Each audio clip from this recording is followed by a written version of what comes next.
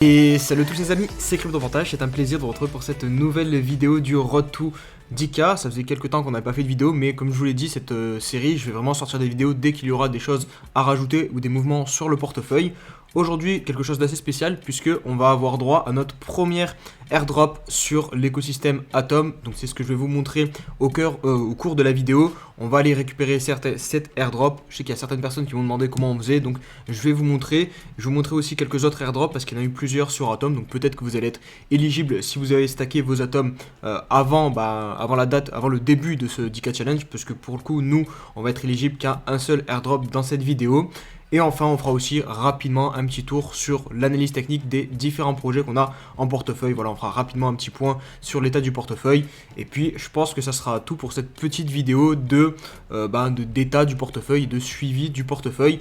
Comme d'hab, n'hésitez pas à mettre le petit pouce bleu et surtout me rejoindre sur les différents réseaux sociaux qui sont en barre de description. Si vous ne voulez louper aucun call, aucun changement sur le portefeuille, il faut vraiment venir me suivre sur Twitter et sur le Discord aussi si vous voulez me poser des questions. Trêve de blabla, on passe tout de suite à la vidéo. Allez, on va directement commencer avec la récupération donc, de l'airdrop. Donc le projet qui a fait un airdrop, c'est Nomic. Donc c'est un projet qui va tout simplement permettre de ramener des bitcoins sur l'écosystème Atom. Donc on les enrobant un peu comme ce qui se fait sur les terres avec les wrapped BTC. Là, ça va être la même chose. En tout cas, c'est ce que j'ai compris du projet. N'hésitez pas à me corriger en commentaire si je me trompe, si vous voulez étudier un peu plus en profondeur le projet. Je vous avoue que j'ai pas tant gratté que ça. Voilà, pour l'instant, je vais récupérer déjà les tokens et après on verra.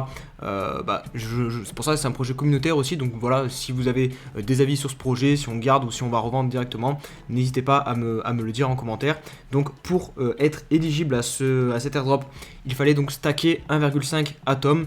La snapshot a eu lieu le 21 janvier 2022, donc c'est pour ça qu'on est éligible. Ça veut dire que en gros ils ont pris les participants à date du 21 janvier 2022. Donc pour pouvoir avoir donc des noms, je crois que c'est ça le nom du token, voilà, des noms.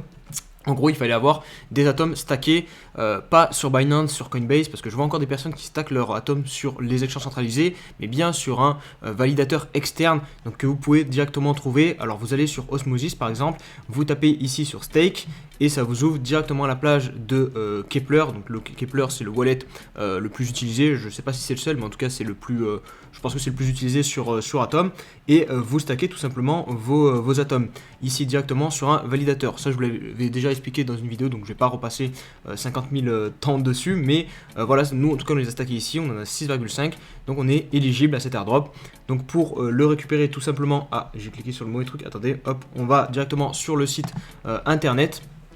Sur l'application de Nomic, vous entrez sur l'application. Je pense que je vous mettrai les liens directement en description et vous voyez, on est donc éligible à 1,33 et des poussières de nom. Donc vous faites claim airdrop, ici ça s'ouvre, hop, vous faites approuver et normalement hop, voilà, on récupère donc l'airdrop.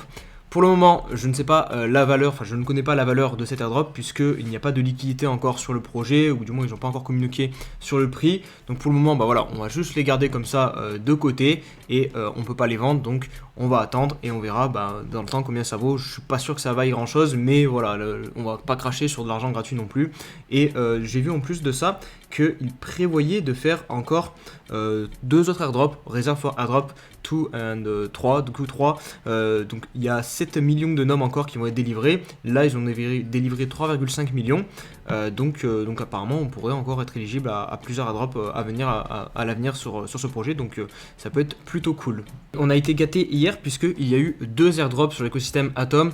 Donc l'autre c'est celui de Some Finance. Alors par contre ceux-là je vous préviens tout de suite, on n'est pas éligible, en tout cas pour ceux qui ont acheté les atomes en même temps que moi, qui les ont stackés en même temps que moi sur le 10K challenge, on n'est pas éligible puisque la date du snapshot remonte à avant que justement on ait stacké nos atomes. Donc là je m'adresse surtout aux personnes qui stackent des atomes depuis un plus longtemps moment, et là c'est même pas des atomes en plus, quoique peut-être avec des atomes on peut être éligible, mais en tout cas c'est surtout avec des Juno.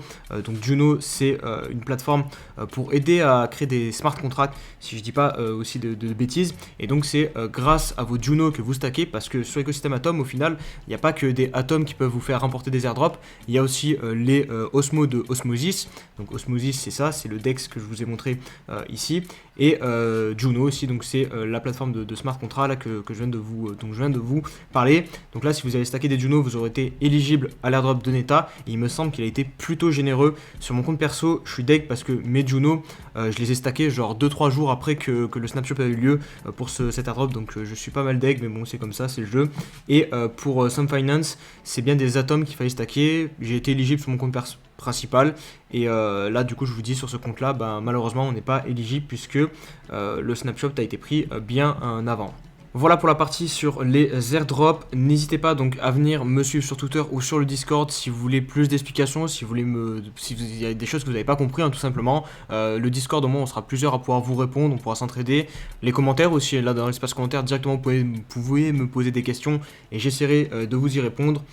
Mais voilà, en tout cas vraiment, si vous avez des questions, n'hésitez pas. Ah oui, et je voulais aussi vous dire que je vais essayer de mettre le maximum de liens dont je viens de vous parler, des sites dont je viens de vous parler dans la barre de description, comme ça vous n'avez pas besoin aussi d'aller chercher de partout et de peut-être pas retrouver les sites. Je vais essayer de faire le maximum en commentaire pour que vous ayez le moins de travail à faire.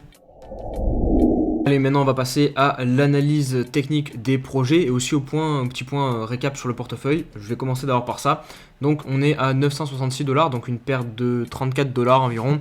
Donc bon, ça reste raisonnable vu l'état du marché. C'est surtout Atom qui a un petit peu dégringolé et qui pour l'instant était un peu notre bouée de sauvetage. On a Capt aussi qui s'est pas mal cassé la gueule, de toute façon on va le voir tout de suite sur l'analyse technique. Mais globalement, bon, on s'en sort pas trop mal je trouve. Et si jamais le marché reprend, ça marche en avant, on sera très rapidement de retour en bénéfice. J'ai pas prévu de recharger pour l'instant sur certaines cryptos. Je préfère garder mon petit matelas de sécurité en stablecoins. Je pense que si on vient globalement chercher donc la zone des 30 000$ environ sur le Bitcoin, là je rechargerai très probablement un petit peu sur les projets qui m'intéressent, mais pour le moment je compte pas recharger plus que ça. Au niveau de l'analyse technique du Bitcoin, bon, je la fais tous les jours sur YouTube, sur les ADJ, donc je vais pas la refaire là actuellement. Voilà, on est aux alentours d'ailleurs on est en train de travailler le niveau technique des 40 000$, là, des 39 000, 40 000$ qui est assez important.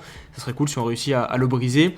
Au niveau de Atom qui donc était qui est le projet phare de notre 10K Challenge, on a malheureusement échoué à dépasser ce fameux ATH des 45$, décidément ça ne veut pas, voilà, à chaque fois on tape dessus, donc on doit patienter encore un petit peu. On est sur une baisse, il a perdu combien là depuis du coup son ATH, hop, on est sur un moins 40%, donc voilà, c'est pour ça que le portefeuille aussi a pris un peu plus cher. On est de retour, on a touché ce support des 30$ qui était l'ancien ATH, ici on avait fait l'ATH pas très loin à 30$, regardez, ça a servi de résistance, là pareil aussi, là aussi ça a servi de support, donc c'est un niveau qui peut clairement faire rebondir le cours et c'est ce qui est en train de se passer là sur Atom, donc pas de panique pour Atom. Au niveau de UOS, c'est la dernière crypto d'ailleurs qu'on a acheté, on l'a acheté à 1,02, 1,05 il me semble, donc là on est déjà de retour en positif. Alors c'est très léger, mais je suis plutôt content de l'achat. Je savais que cette zone-ci avait des chances de faire rebondir le cours. C'est le bas de la parabole, EMA 50, c'est aussi la zone de rechargement de tout ce mouvement-là, hop.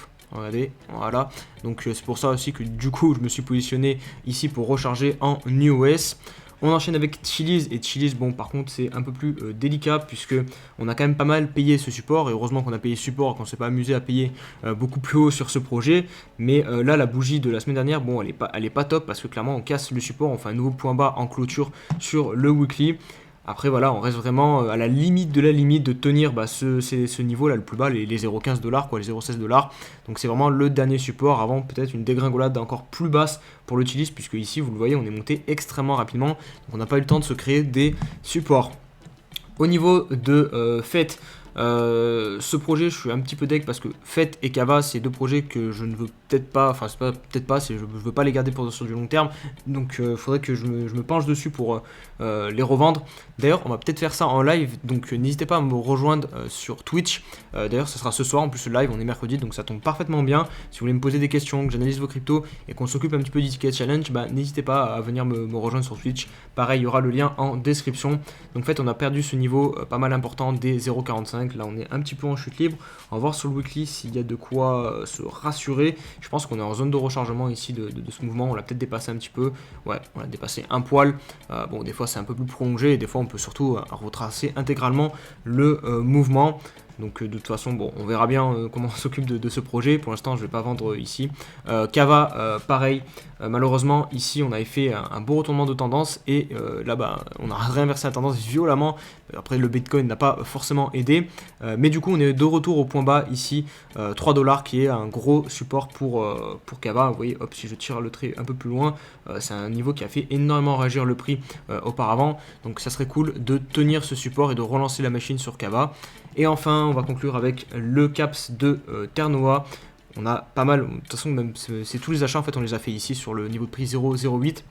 Malheureusement, on a perdu ce gros support, donc, et en plus d'ailleurs on est venu le valider ici comme résistance, donc ça c'est pas top du tout. Personnellement, je vous l'avais déjà dit dans la dernière vidéo, je ne rentrerai pas sur ce projet au moins avant les 0,05.